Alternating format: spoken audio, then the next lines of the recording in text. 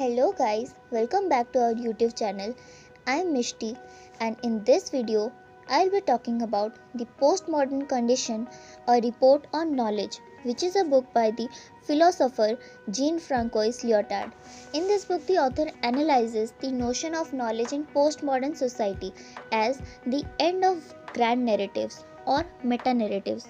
Now, what is meta-narrative? A meta-narrative is an overarching story or storyline that gives context, meaning, and purpose to all of life. A meta-narrative is the big picture or all-encompassing theme that unites all smaller themes and individual stories. In building a house, there are many workers doing many individual jobs like plumbing, sheetrock, electrical work, roofing, etc.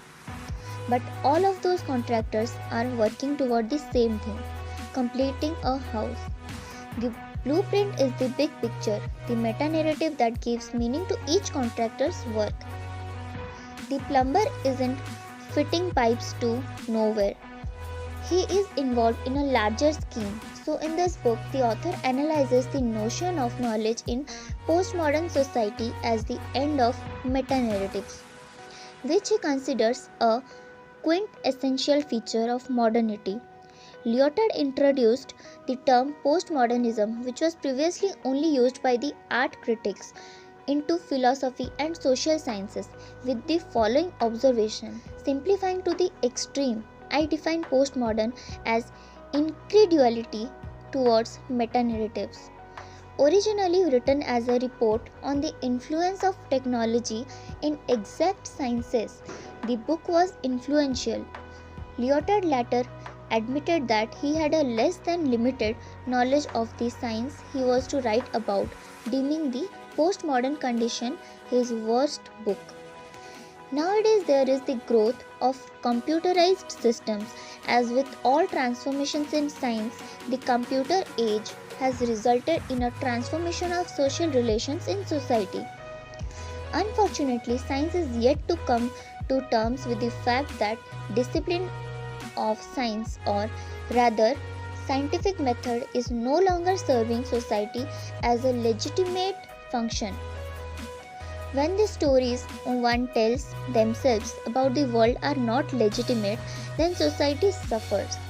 Only by recognizing that history will never reach its culmination but will continue on, forever changing, can one recognize that the stories one tells oneself are flawed. The age-old stories of the hero as the emancipator have been largely relegated in history. Science is a historical because the narrative it tells is not justified if the knowledge it attempts to present is objectified and loses its humanity. Historical narrative, on the other hand, relies on the internalization of the story and has been presented by the storyteller, whose authority is not questioned because of their place in society and because of the nature of communication as the storyteller. The language games of science attempt to incorporate the philosophical theories of history. By doing so, it believes it can maintain legitimation. However, this is impossible because science is not consistent and is in a state of uneven change. When new theories arrive, one is thrown into a state of confusion of a new paradigm. Science itself sets the rules. Truth is made not by addressing knowledge but by finding counter-examples to knowledge. This makes science paradoxical. Not only it is the method of science that seems contradictory, but the latest findings in quantum mechanics find that an objectification is difficult to find. Theories of quantum mechanics demonstrate the world is not always discrete, consistent, and rational. Science needs to face a system of language games which are not ethically justified. Supposed legitimation in the language games of science are reduced to adversarial relations, like playing a game where those that have access to capital are able to perpetuate that social standing while those who cannot are left by the wayside. This problem results in science being repressive in what Lyotard says can be terroristic by threatening others whom attempt to play the game are not invited, or those playing the game but refuse to play by the rules. These individuals are pushed out of the scientific language game by force, by cutting off funding for research, for example, regardless of the legitimacy of their scientific research.